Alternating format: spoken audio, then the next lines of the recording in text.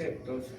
Esto ya lo sabemos, que enfermedad cerebrovascular es cualquier alteración que se produce ya sea por ruptura o por obstrucción en un vaso sanguíneo y por lo tanto disminución de la circulación en ese lugar, ya sea arterias, arteriolas, capilares, también en las venas. Ya los trastornos venosos son importantes, en los senos venosos estamos viendo bastante lesión. Ese es un primer concepto que es demasiado sencillo para preocuparnos. Estos son los nombres que más se han estado utilizando. Como les decía, lo de accidente, se ha visto que es un tema que hay que cambiarlo porque no es propiamente un accidente, ahí no sucede ningún accidente. Ya, más que accidente, podemos decir que es una enfermedad cerebrovascular. Y como les decía, el término stroke lo están utilizando mucho los gringos, y ha entrado en Gringolandia, en especial en Gringolandia, el decir stroke, y eso es igual a accidente cerebrovascular, enfermedad cerebrovascular. Estamos tratando que el término ictus sea el que entre en nuestra región. Lo que les dije el otro día, embólicos trombóticos, puede haber también hemodinámicos, de acuerdo al tiempo, el día, 24 horas como mínimo, como máximo para su evolución, se presenten minutos, horas, dura unas horas en su evolución y se pierde a las 24 horas. El DENIR, una semana, más o menos. Y el constituido, se puede decir que está estable cuando hay 24 horas de no aparición de nuevos signos en circulación anterior y estable cuando en 72 horas en circulación posterior. Pero ya es algo establecido en un lugar. Y los hemorrágicos, que son sobre todo hematoma y hemorragia subaracnoidea. Estos son, vamos a pasar rápidamente esto, algunos datos que nos interesan. No tenemos mucho en nuestro medio, tenemos por lo menos sí un dato, pero vamos a verlo. Lo que me interesa es que nos acordemos cuando tratamos de estos temas de grupos de edad más afectados. Y ahí tenemos esos dos conceptos, ABPP, años de vida potencialmente perdidos. Una persona de 40 años que se muere. Son años de vida que el paciente ha dejado de existir y por lo tanto esa familia sufre. Y avisa, años de vida saludables perdidos. Es un paciente que va a estar hemiparético el resto de su vida. ¿Ya? Y los estudios actualmente se están guiando un poquito a que sepamos ver esta realidad. Esto más que enseñanza es realidad que hay que conocer.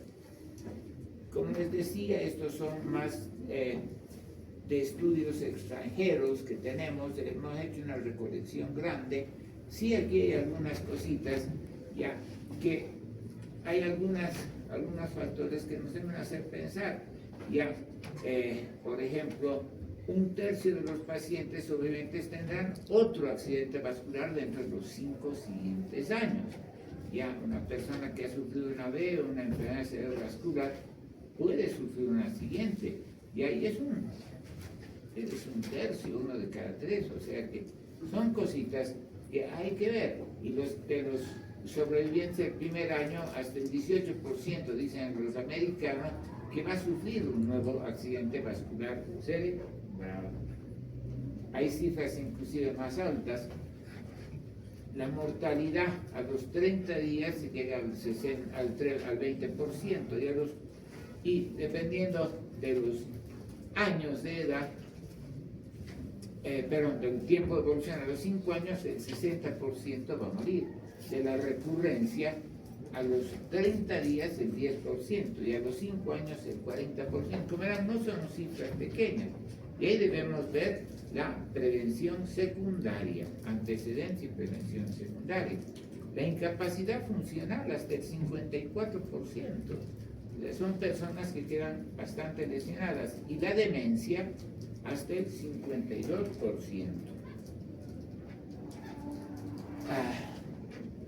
Esto es verdad, cuanto mayor es la persona hay más riesgo de sufrir accidente vascular cerebral. Estas son, aquí repetimos lo mismo, esto sí me interesa porque vemos que en general podemos decir que en los varones es un poco más alta la probabilidad de una enfermedad cerebrovascular. Si bien a la edad 65 tenemos igual, pero con los años es más probable que le den una vez a una persona de sexo masculino. Tenemos más riesgo. Por aquí está el estudio que se hizo aquí. Aquí tenemos, por ejemplo, la diferencia entre isquémico y hemorrágico, 70 a 30, otros dicen 80 a 20. Y estas cifras son las que se encuentran más o menos. Los más frecuentes son los cardioembólicos. En nuestro medio diría inclusive son más frecuentes los cardioembólicos porque la cantidad de enfermedades cardíacas que presentan las personas, sea llaga, sea fiebre reumática, es elevada, entonces tenemos mayor cantidad. Ya, lacunares y aterotrombótico, esto es, hoy en día estamos viendo mucho más. Si leemos, por ejemplo, los documentos del IVA, el estudio hecho por el año 70 más o menos, mostraba que nuestra población no tenía problemas con los lípidos.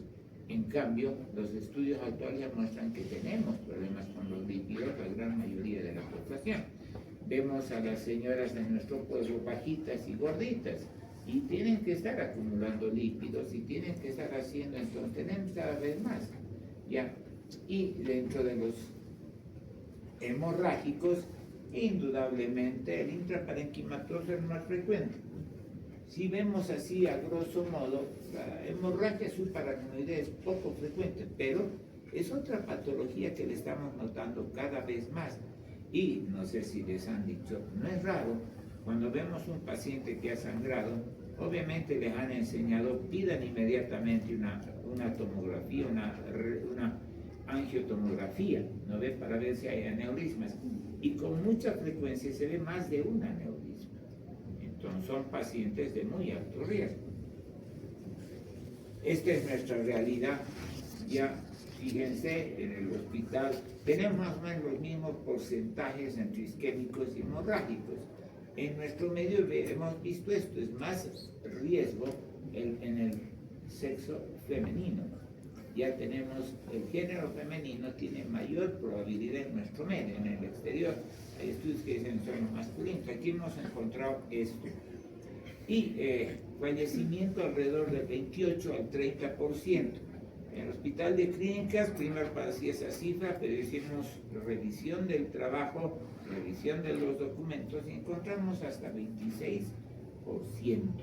Y como él dice, la primera causa son hipertensiones arteriales mal manejadas o pacientes que no han hecho un tratamiento correcto, y la segunda, tenemos cardiopatías.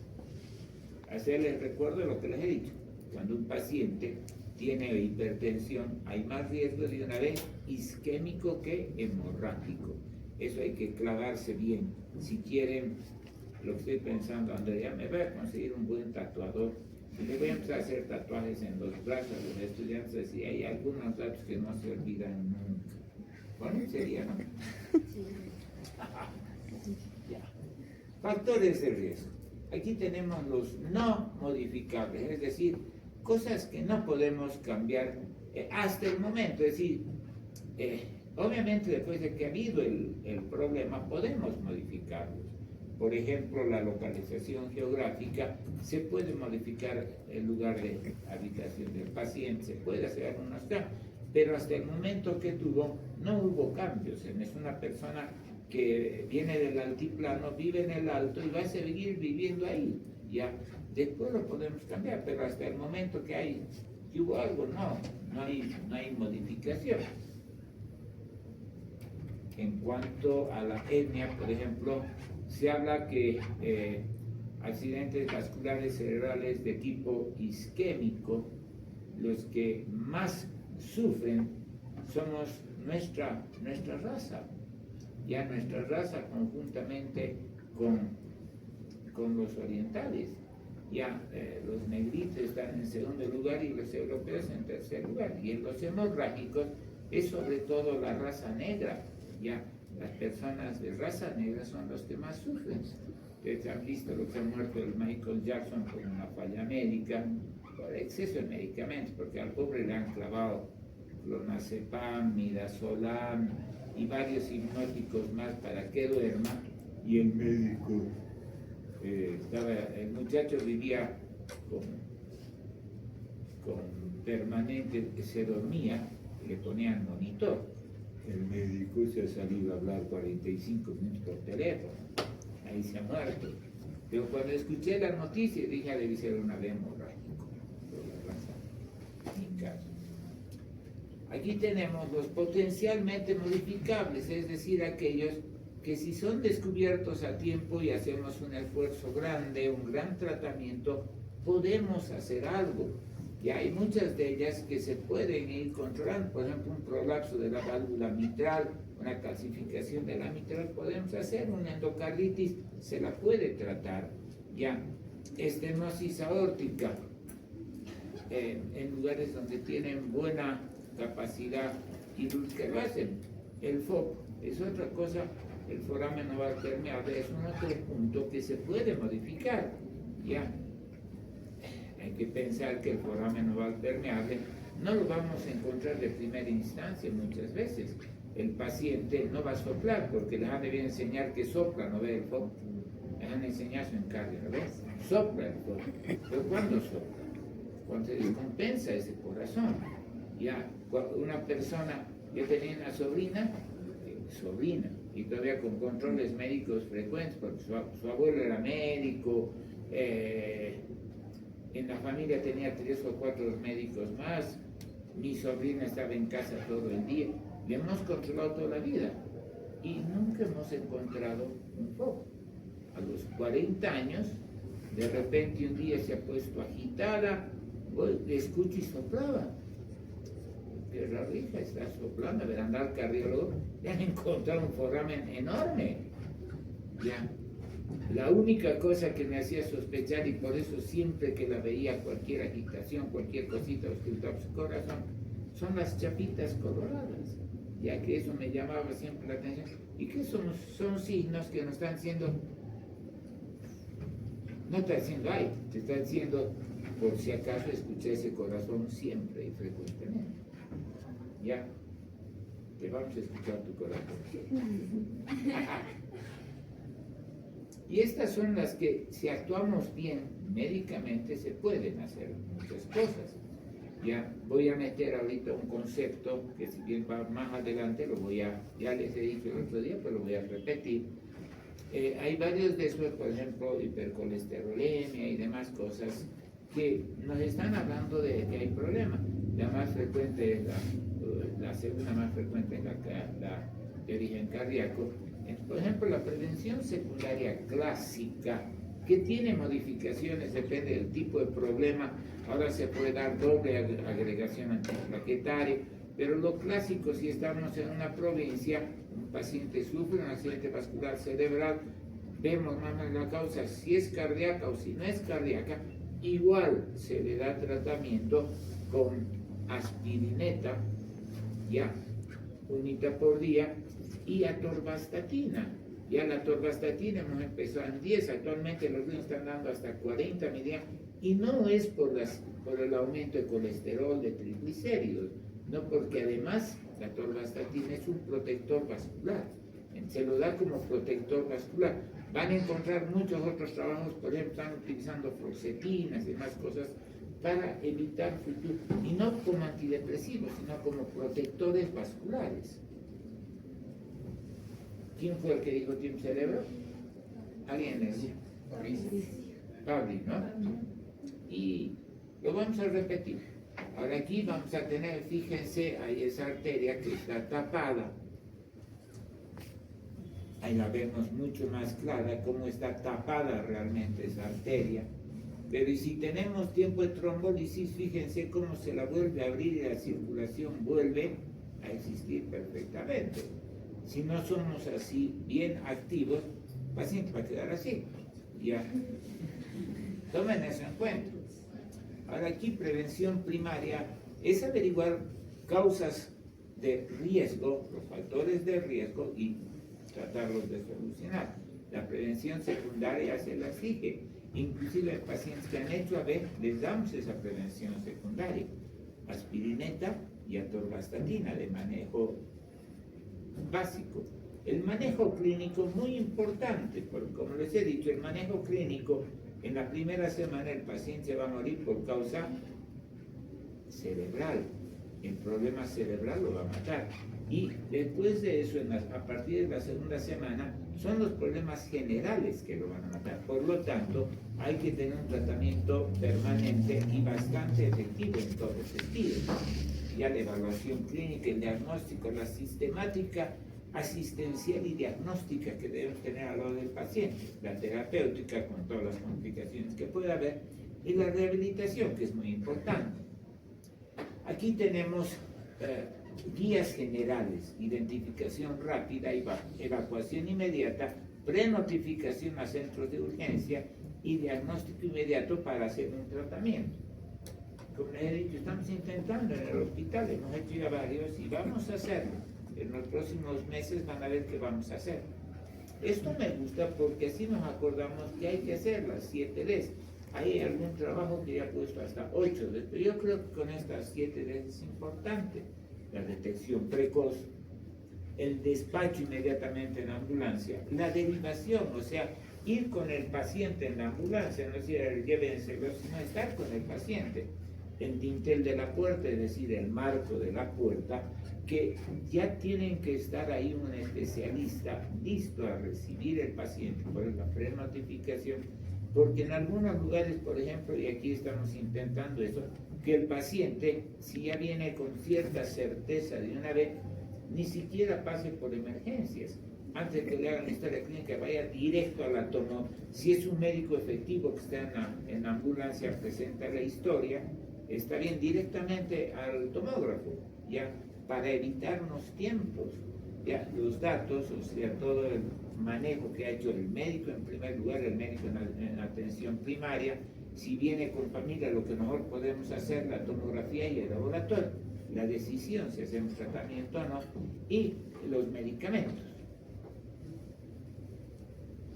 Aquí tenemos los cuadros, si bien tenemos Cincinnati, ECOR, Redal, todo lo que queramos, pero estos son un poco más ampliados. Eso está bien para que enseñemos a la población, pero para ustedes es esto, es mucho más completo.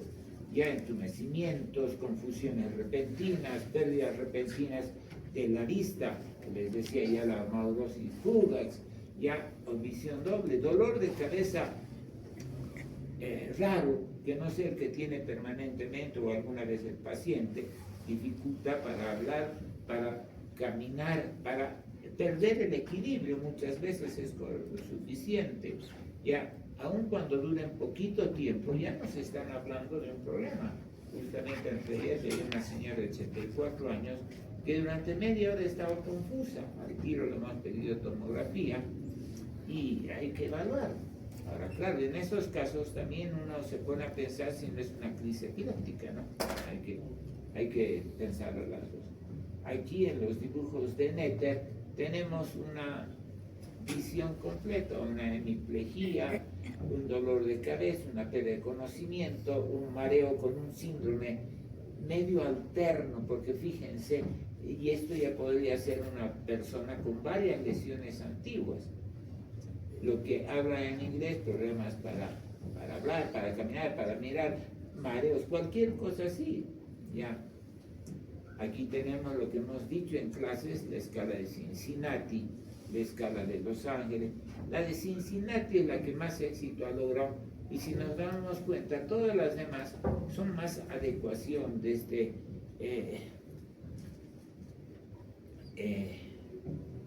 corre, dale, todos son lo mismo. Los 3 signos aumentado en el fast, el time, y entonces simplemente teléfono, cosas así. Pero es la base. Ahora, hay esta de Los Ángeles, hay otras muchas más. Esta de Los Ángeles es mucho más compleja, porque ya son antecedentes, si hay diabetes, y la verdad, si bien la tomamos en cuenta, pero no ha sido muy utilizada. Vuelvo a decir, los síntomas más frecuentes, fíjense, son todos los problemas neurológicos, es decir, motor sensitivo, pares craneales, ya alteraciones motoras que sean totalmente locales, otras funciones corticales, una amnesia repentina, cosas así, vértigo, mareo, crisis epiléptica, compromiso de conciencia, cefalea, náuseas, vómitos, signos meningios, un Babinski positivo, mucho más, ¿no? Para esto es lo que se les recomienda que hagamos. En primer lugar, paciente que tenga ya sea TIA, o sea, lo que sea de accidente vascular, en primer lugar, hospitalizado. Una vez que está hospitalizado, hacer una buena historia clínica. Ya esa historia clínica, además con buena letra, para que los demás puedan entender, hay que hacerla. Ya. La tomografía simple de encéfalo es obligatoria y el laboratorio, como ustedes verán, es bastante amplio. En algunos lugares del mundo que no tienen, digamos, laboratorio en la ambulancia, y el médico que está transportando ya tiene que haber sacado sangre, tiene que tener los frasquitos heparinizados, no heparinizados, para sacar sangre y entregar directamente y que eso corra de una vez.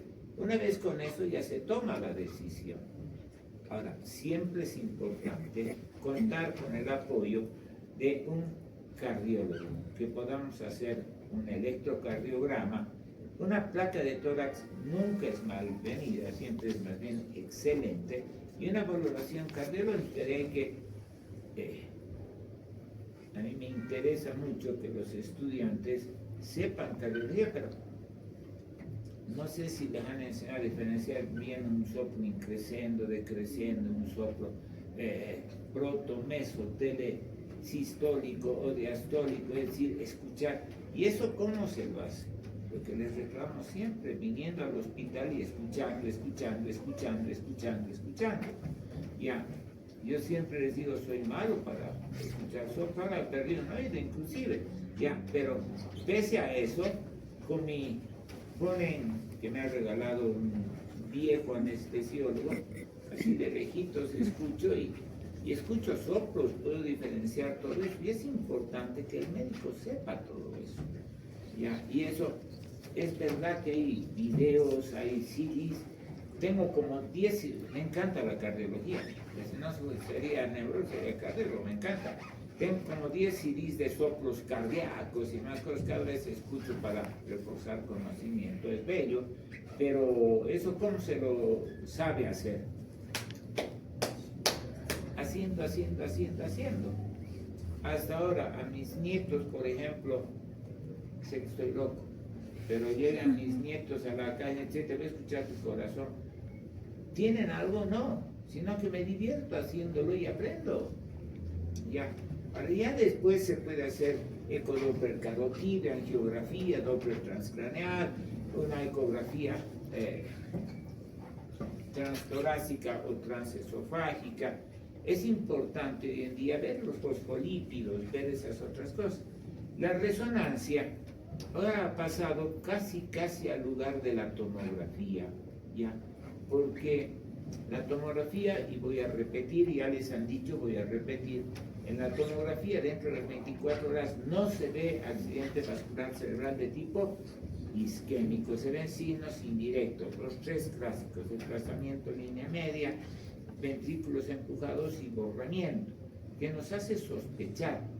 En cambio, una resonancia, si tenemos un equipo rápido, porque hay muchos que tardan más de media hora, si tenemos un equipo rápido y que sea totalmente efectivo, con una difusión, con una perfusión, podemos ver el edema, por ejemplo, con la perfusión, se ve el edema mucho más grande que ya nos localiza, no vemos la lesión, pero ya vemos el edema. Cositas que hay que pensar. ¿Qué hacer? Estabilizar vía aérea, la ventilación, la circulación, hidratar al paciente, el balance hidroelectrolítico muy importante, NPO de principio, para las 24 horas preocuparse por la alimentación. La posición, cabecera 30 grados, ¿para qué es? Para mejorar el retorno venoso. Ahí ya hace el 2000, 15 se ha hecho aquí el Congreso de la Sociedad Iberoamericana de Enfermedades Cerebrovascular, y ahí había 4 presentaciones que decían que eso no es necesario. Aparecen artículos, pero no hay una confirmación. Por el momento seguimos con la cabecera elevada.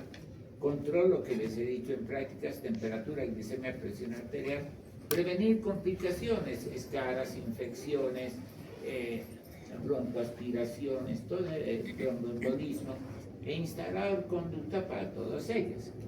Ya, cosas que no hay que hacer, no tardar tiempo en reconocer. Ya, no ponerse como ese mediquito de Michael Jackson, hablar 45 minutos por teléfono y fregarlo al paciente. Ya, no es necesario el primer momento diferenciar el tipo de ladrillo. Podemos hacerlo con una rigidez de nuca rápidamente. No tardar tiempo en tomografía y laboratorios, hacerlo rápidamente. Teníamos aquí el problema en el hospital que los de radiología no querían que funcione su equipo por la noche. Esperar hasta el día siguiente medio trucho, no le viene. No fallar en el apoyo básico. Ya lo básico es darle el respaldo total. No tratar posibles complicaciones, o sea, estar ahí perdiendo el tiempo. No hay que bajar la presión arterial, la glicemia hay que verla con pinzas. Si está muy alta, claro, la pregunta es, si está en 180, doctor, y el paciente está a 1 hora, ¿le voy a empezar a poner insulina hasta llegar al hospital? No sabemos a cuánto le vamos a bajar, pero sí tener bien anotadito y ni bien llegue al hospital a hacer el tratamiento y a un especialista, pero sí, por ejemplo, no poner otro suerito, ¿ya? Porque un suerito glucosado no va a subir mucho. Si no tenemos uno, pues a un goteo de 1 gota por hora, ¿ya? Si tenemos un salino que le va a subir la presión, ser muy cauto en qué vamos a hacer. Ya, no recomendar tratamientos fibrinolíticos, y aquí repito lo que siempre les digo desde ese año. Acuérdense que yo he roto un bastón en la cabeza de un médico por querer hacer otro tratamiento fibrinolítico. Lo que ha hecho es que cambie de bastón de madera a metálico, y ahora es un tubo de fierro, ¿ya? A ver si se rompe el bastón o la cabeza. Mejor no lo intenten conmigo. Estos son los artículos que nos respaldan. La cadena del stroke, como se la maneja en todo el mundo. La escala del NIS, que la hemos analizado y que la vamos a analizar con todos los grupos, que tiene estos criterios. Ya esto lo vamos a ver en prácticas también, de que simplemente la paso para que la conozcan, porque la vamos a analizar, la hemos analizado, ¿no ven? Con el doctor Fernández, lo vamos a hacer, ¿ya? Entonces son los criterios, los 11 criterios, ya los 42 puntos, 0 a 42, pero siempre acuérdense del 4 y del 25. Menores a 4 no necesitan tratamiento, trombolisis. Mayores a 25 tampoco, porque ya estamos en un lugar en que el accidente va a ser o muy grande o muy riesgoso de tratar, va a sangrar posiblemente. Entonces hay que tomar eso en cuenta. La ventana terapéutica, 4.5 horas. Ejemplo, el cerebro. Durante el traslado al servicio, mantener guía, recostado el paciente a 30 grados y anotar, notificar los problemas básicos, cómo está el paciente, no bajar la presión, ¿ya? Inclusive, si están solitos y la presión subió a 180, 100, va a bajar sola en la primera semana. No es decir, haya pasado un día, bajaré la presión. No, dejar esa presión sola, van a ver ustedes que va a ir bajando en una semana. ¿De acuerdo? El manejo de la glicemia, esto se ha ido modificando. La ventaja es que ahora los aparatitos para hacer la glicemia ya no están tan caros como antes, ¿ya? Y muchas postas ya tienen el equipito, y muchos de ustedes también ya deben tener, ¿ya? Y son cositas que uno puede ir adquiriendo. A que me estén adquiriendo un diapasón que no nos va a servir, yo prefiero que eso, ¿no? Es, creo, 1000 veces más conveniente. La temperatura siempre bajar. No metamizol, pero es el que tenemos en nuestro medio. ¿Ya? Entonces, si es necesario, le dan Ahora, como les pongo aquí un poco, el aumento de temperatura aumenta el tamaño del infarto. En algunos países no piensan en tomar temperatura, ponen metramisol y listo. Manejo de la presión, ya hemos dicho, tomar en cuenta que la autorregulación del sistema nervioso es realmente fantástica. Ya se ve que la presión dentro del cerebro, el cerebro tiene mecanismos de autoprotección y la mantiene muy bien. El sistema de autorregulación de la presión en el cerebro es recontra excelente, hay que tener confianza en él. Ya, aquí tenemos que, lo que les he dicho, por debajo de 20-23 tenemos alteraciones funcionales, la penumbra isquémica. Ya, entre 9 y 23 ya, penumbra isquémica. Por debajo de 9, 10-9, eso ya es una zona de infarto, que no vamos a poder hacer nada. Creo que aquí puse una imagen, ahí tienen una zona de infarto, está clarito, y la penumbra isquémica. Yo voy a insistir en mencionar que esta zona de penumbra isquémica es nuestra zona de combate. Si estoy en las 4 horas y media, voy a combatir esa zona de infarto, voy a deshacer ese bloqueo, voy a mejorar esa zona en funcionamiento. Pero la zona de penumbra isquémica va a ser grande, va a ser inclusive esa zona más la penumbra, y es nuestra zona de combate, lo que tenemos que salvar del paciente. Entonces es importante preocuparse por esa zona. Aquí están los valores que decía, 220, 120, y la presión arterial media alrededor de 140, 150, tratarla de mantener. Ahora, una cosa que no hemos hablado y que es importante, si existe hipotensión, quiere decir que es un corazón que no está respondiendo al infarto, es un corazón flojo, es un corazón que está diciendo, ¿qué me importa el cerebro?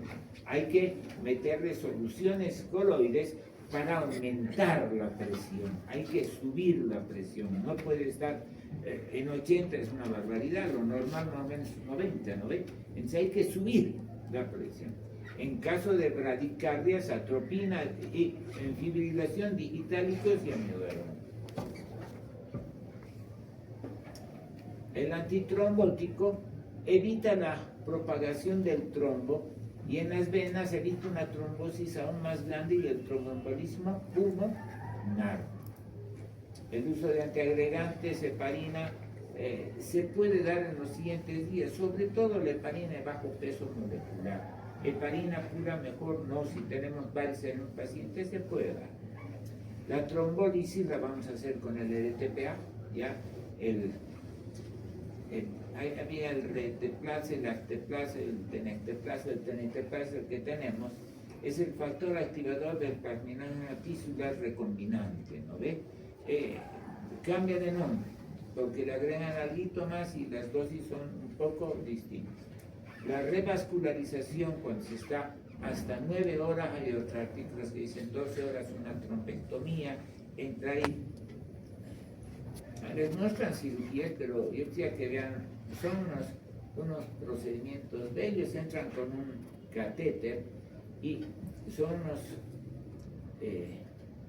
el catéter es delgadito, pero tiene un hilito al medio que traspasa el cuadro. Por si lo deshaces va a crear un accidente vascular más lejano, ¿no ven? Los pedacitos se van a abren paragüitas, jala todo. Otros ponen con los resortitos de sus lapiceras, ¿no ven? Así son los stents, le ponen un stent y listo. Ustedes han hecho cardiología. Ya debe hablar de los stents cardíacos, ¿no ven? Que se ponen stent cardíaco. ¿Dónde se hacen esos stents? A ver, ¿quién me dice? ¿Dónde creen que se hacen la mayor cantidad de los stents? Que se usan sobre todo en América, en Europa tienen otras cositas más. ¿Dónde se harán los stents? En Obrajes, en la ciudad de La Paz. El doctor Freudenthal, cardiólogo, ha visto que algunos tejidos de las señoras del altiplano tan finitos son ideales. Cuando a mí me da infarto, por ejemplo, y sabe a mí me conoce muy bien el Freudenthal, así mi alumno, se va a venir con 2 maletas así, con todos los tipos de stents. Y toda América compra stents de ahí. Y sabemos eso. Los stents así chiquititos se basan aquí en la calle 14 de Obrañez, subiendo. Increíble, ¿no? Manejo intrahospitalario. Esto ya es estabilización, prevención. Esto es, si están solitos, hagan esto, estabilicen al paciente, prevengan complicaciones neurológicas la primera semana, prevengan complicaciones generales segunda semana, a partir de la segunda. Y sobre todo, a mí me interesa mucho esto. Yo soy de los que entro a la sala y digo, pasó el tiempo de posibilidad de trombolisis, causa, es aterotrombótico, no lo acepto. Ya a los recién no lo acepto, quiero la perfección, porque eso es lo que hay que curar, si no el paciente va a volver a tener. Y es lo que recomiendo siempre a los alumnos, hacer un tratamiento perfecto, ya, y hacer una investigación muy buena de la causa. El manejo intrahospitalario, la primera semana depende neurológica, las siguientes son sistémicas, hospitalización, reposo con la cabecera, lo mismo, lo repito y lo repito y lo repito y lo repito, ya.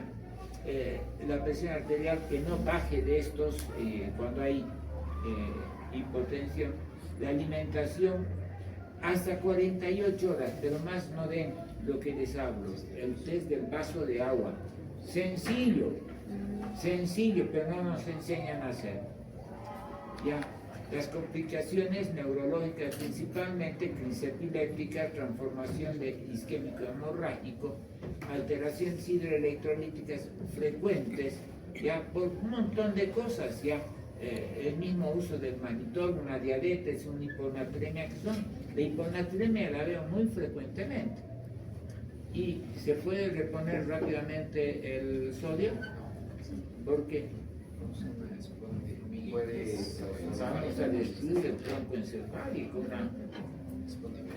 Entonces, ya, neumonías frecuentes en los pacientes, infecciones urinarias aún más frecuentes suelen ser por mal manejo, trombosis venosa profunda, pensarla siempre, prevención de escaras siempre, y flebitis. A esto de flebitis me estoy olvidando. No usar brazo parético o pléjico. Para la enfermera es más fácil agarrar el brazo que no se está moviendo y hay que clavarle la vía, ¿no ve? Pero ese brazo va a ser flebitis, hay que poner en el brazo que está moviendo. Aunque la licen, la auxiliar, se moleste, no hay que permitir que pongan el brazo parético o pléjico. Hay que poner en el brazo que esté en movimiento, por más que sea difícil. Ya el estudio de la causa, hacerlo bien, ahí tienen una indicación. La prevención secundaria, lo que les decía, principalmente antiagregantes plaquetarios, ya se puede utilizar la heparina de bajo peso, y después de una semana y empezar a utilizar la warfarina. La neurorehabilitación precoz, tratar de empezar a mantener masa muscular de principio, porque como es una B, va a crear una atrofia muscular. Objetivos del proceso educativo: aumentar la conciencia en la población, mejorar la capacidad de reconocimiento, lo que hablamos en la práctica me parece muy importante. Aquí lo que he puesto son los niveles de evidencia en los cuales he basado todo lo que les estoy contando, y les voy a contar una cosita más. Aquí he puesto así todos los niveles de recomendación para cada una de las cositas que hemos estado viendo, ¿ya? No es esto no lo he puesto simplemente por ponerlo, sino porque realmente he revisado mucho. Miren ustedes, aquí está todo lo que he revisado, por ejemplo, ¿no? Ya no está, pucha.